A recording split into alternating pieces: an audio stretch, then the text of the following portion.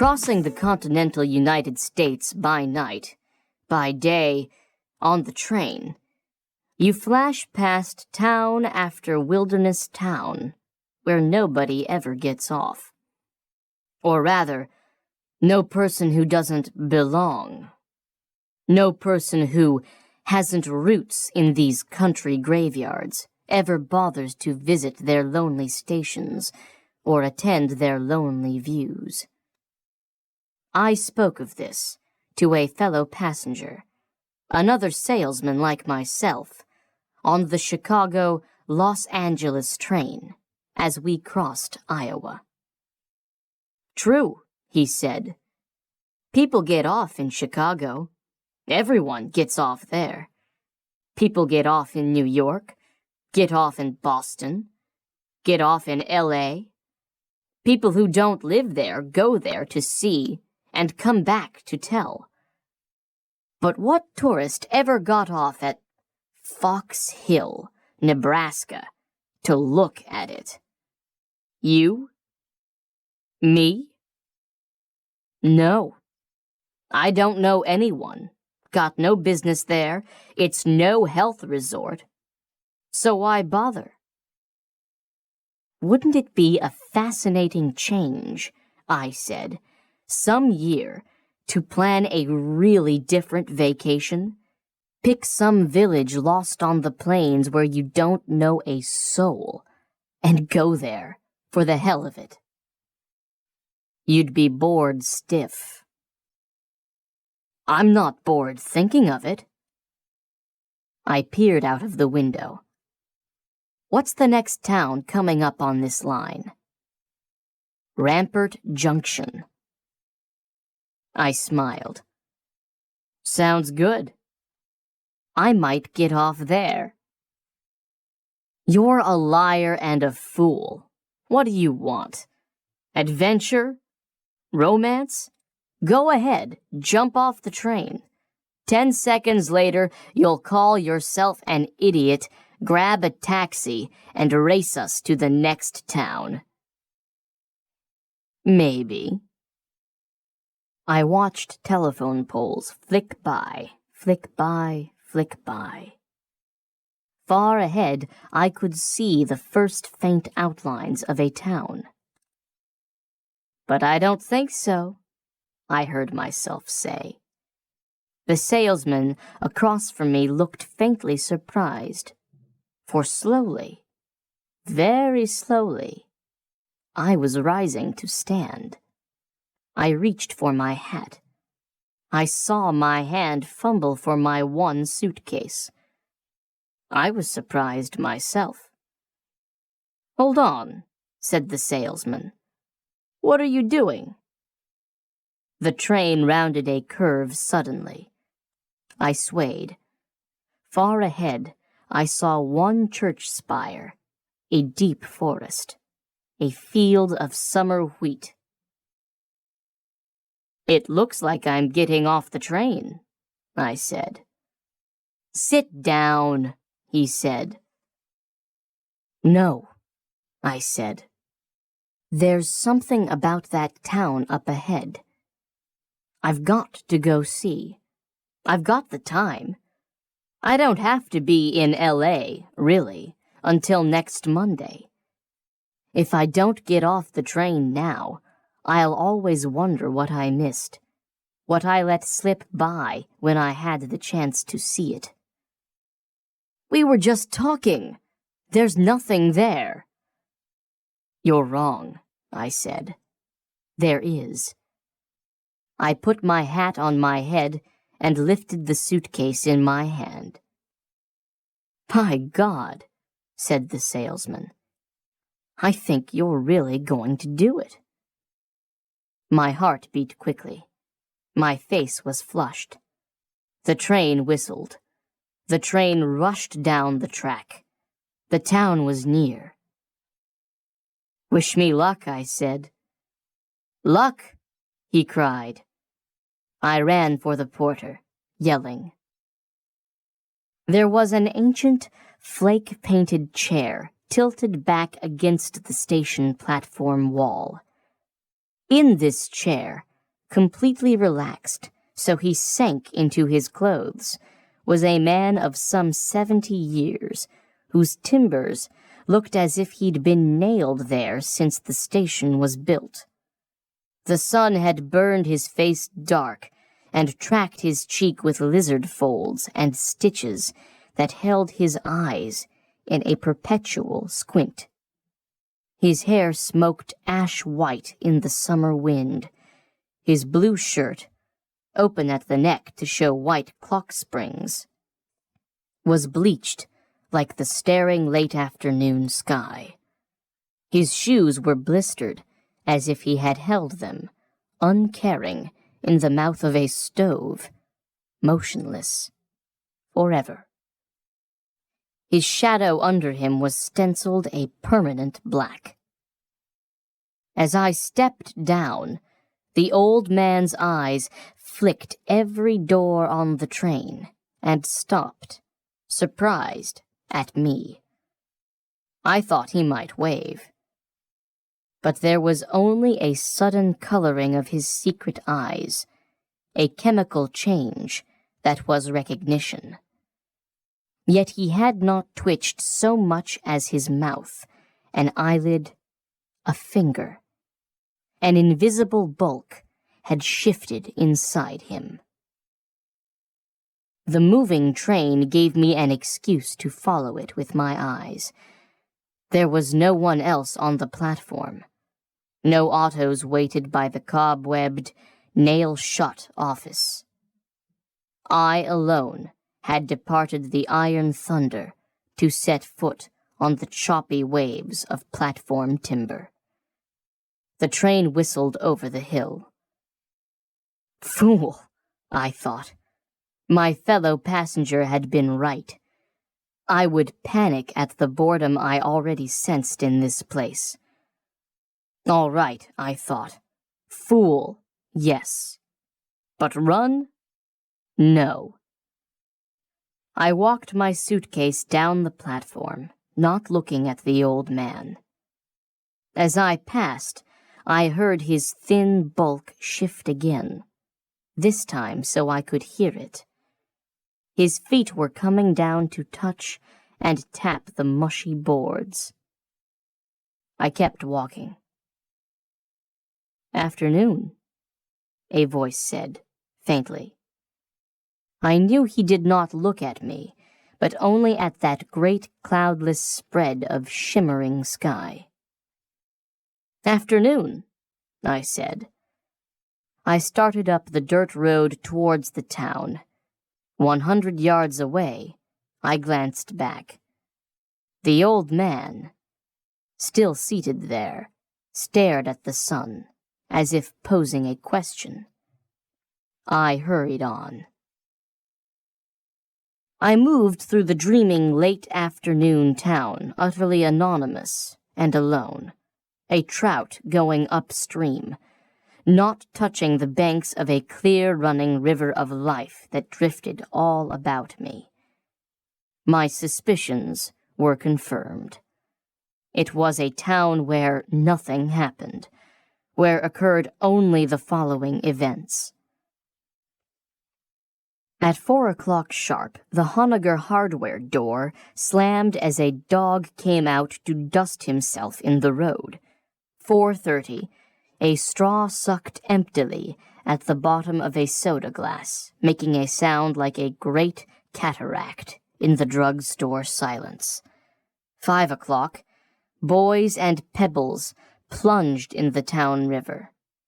5:15, ants paraded in the slanting light under some elm trees. And yet, I turned in a slow circle.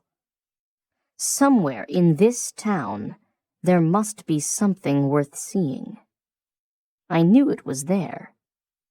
I knew I had to keep walking and looking. I knew I would find it. I walked. I looked. All through the afternoon there was only one constant and unchanging factor. The old man in the bleached blue pants and shirt was never far away. When I sat in the drugstore, He was out front spitting tobacco that rolled itself into tumblebugs in the dust. When I stood by the river, he was crouched downstream, making a great thing of washing his hands. Along about 7:30 in the evening, I was walking for the 7th or 8th time through the quiet streets when I heard footsteps beside me. I looked over, and the old man was pacing me, looking straight ahead, a piece of dried grass in his stained teeth. "It's been a long time," he said quietly. We walked along in the twilight. "A long time," he said, "waitin' on that station platform." "You?" I said. "Me." He nodded in the tree shadows. "Were you waiting for someone at the station?" "Yes," he said. "You." "Me?" The surprise must have shown in my voice. "But why? You never saw me before in your life." "Did I say I did?" "I just said I was waiting." We were on the edge of town now. He had turned, and I had turned with him along the darkening river bank towards the trestle where the night trains ran over, going east, going west, but stopping rare few times. "You want to know anything about me?" I asked suddenly. "You the sheriff?" "No, not the sheriff. And no, I don't want to know nothin' about you." He put his hands in his pockets. The sun was set now. The air was suddenly cool. "I'm just surprised you're here at last, is all." "Surprised?" "Surprised," he said. "And pleased." I stopped abruptly and looked straight at him. "How long have you been sitting on that station platform?" 20 years, give or take a few." I knew he was telling the truth. His voice was as easy and quiet as the river. "Waiting for me?" I said. "Or someone like you," he said. We walked on in the growing dark. "How you like our town?" "Nice. Quiet," I said. "Nice. Quiet." He nodded. "Like the people?" "People look nice and quiet." "They are," he said. "Nice. Quiet." I was ready to turn back, but the old man kept talking, and in order to listen and be polite, I had to walk with him in the vaster darkness, the tides of field and meadow beyond town. "Yes," said the old man. "The day I retired, 20 years ago, I sat down on that station platform, and there I've been, sittin' doing nothin', waitin' for something to happen. I didn't know what. I didn't know. I couldn't say. But when it finally happened, I'd know it. I'd look at it and say, 'Yes, sir, that's what I was waiting for.' Train wreck? No. Old woman friend come back to town after 50 years? No. No. It's hard to say. Someone. Something. And it seems to have something to do with you. I wish I could tell." Why don't you try? I said. The stars were coming out. We walked on. Well, he said slowly, you know much about your own insides? You mean my stomach, or you mean psychologically? That's the word. I mean your head, your brain. You know much about that? The grass whispered under my feet. A little. You hate many people in your time? Some. We all do. It's normal enough to hate, ain't it? And not only hate, but, while we don't talk about it, don't we sometimes want to hit people who hurt us? Even kill them? Hardly a week passes we don't get that feeling, I said, and put it away.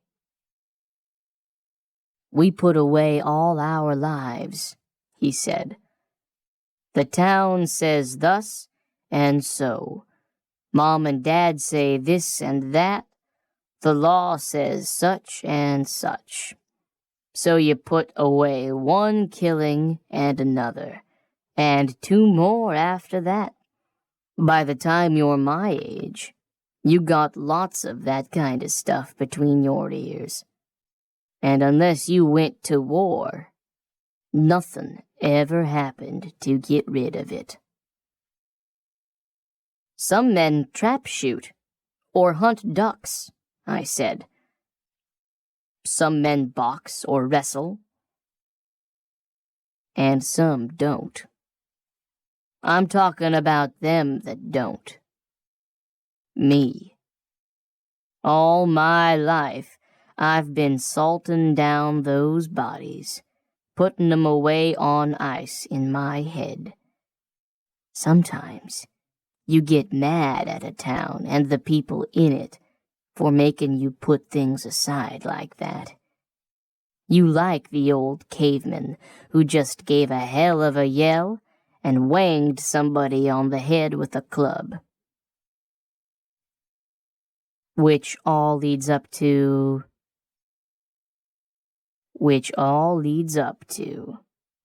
Everybody'd like to do one killing in his life, to sort of work off that big load of stuff. All those killings in his mind he never did have the guts to do. And once in a while, a man has a chance. Someone runs in front of his car, and he forgets the brakes and keeps going. Nobody can prove nothing with that sort of thing. The man don't even tell himself he did it. He just didn't get his foot on the brake in time. But you know, and I know what really happened, don't we? Yes, I said. The town was far away now. We moved over a small stream on a wooden bridge, just near the railway embankment. Now, said the old man, looking at the water, the only kind of killing worth doing is the one where nobody can guess who did it, or why they did it, or who they did it to, right? Well, I got this idea maybe 20 years ago. I don't think about it every day or every week. Sometimes months go by, but the idea's this. Only one train stops here each day. Sometimes not even that. Now, if you wanted to kill someone, you'd have to wait, wouldn't you? For years and years, until a complete and actual stranger came to your town. A stranger who got off the train for no reason. A man nobody knows and who don't know nobody in the town. Then and only then, I thought, sittin' there on that station chair, you could just go up, and when nobody's around, kill him and throw him in the river. He'd be found miles downstream. Maybe he'd never be found.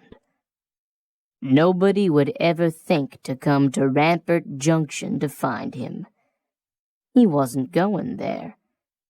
He was on his way someplace else. There. That's my whole idea. And I'd know that man the minute he got off the train. Know him just as clear. I had stopped walking.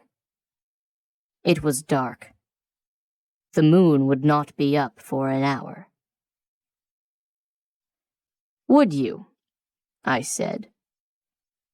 Yes, he said. I saw the motion of his head looking at the stars.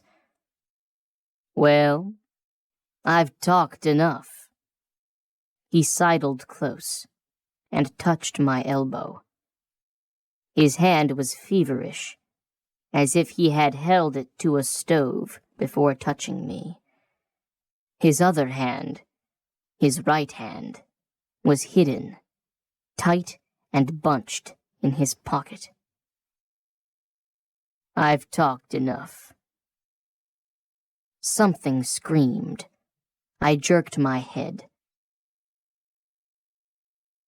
Above, a fast-flying night express razored along the unseen tracks, flourished light on hill, forest, farm, town dwellings, field, ditch, meadow, plowed earth and water, then, raving high, cut off away, shrieking, gone.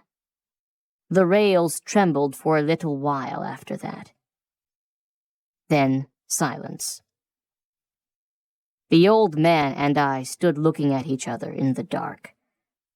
His left hand was still holding my elbow. His other hand was still hidden. May I say something? I said at last. The old man nodded.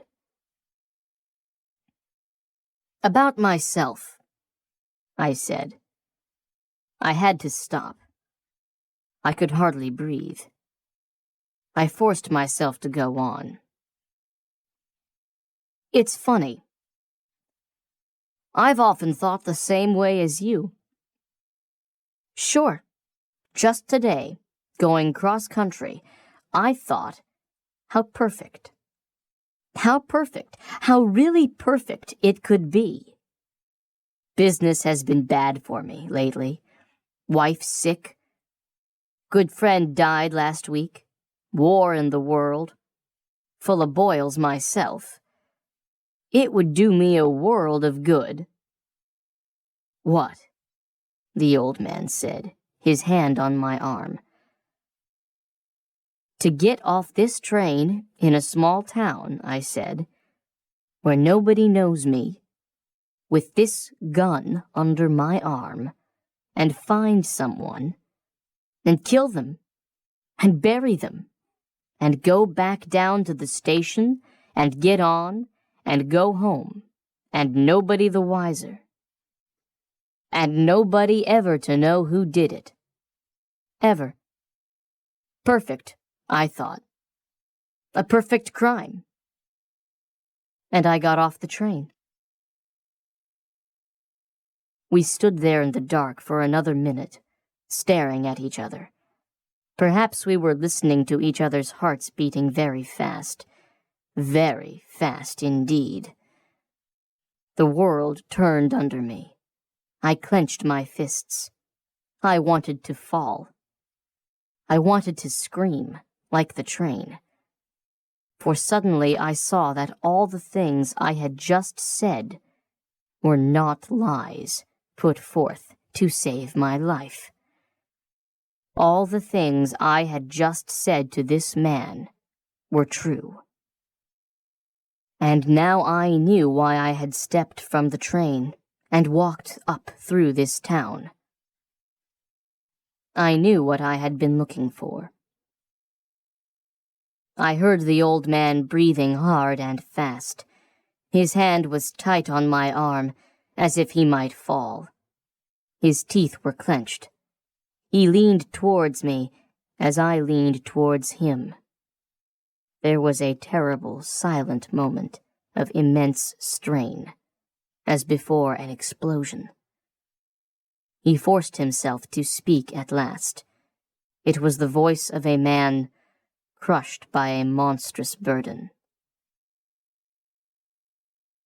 "How do I know you got a gun under your arm?" "You don't know." My voice was blurred. "You can't be sure." He waited. I thought he was going to faint. "That's how it is," he said. "That's how it is," I said. He shut his eyes tight. He shut his mouth tight. After another 5 seconds, very slowly, heavily, he managed to take his hand away from my own immensely heavy arm. He looked down at his right hand then, and took it, empty, out of his pocket.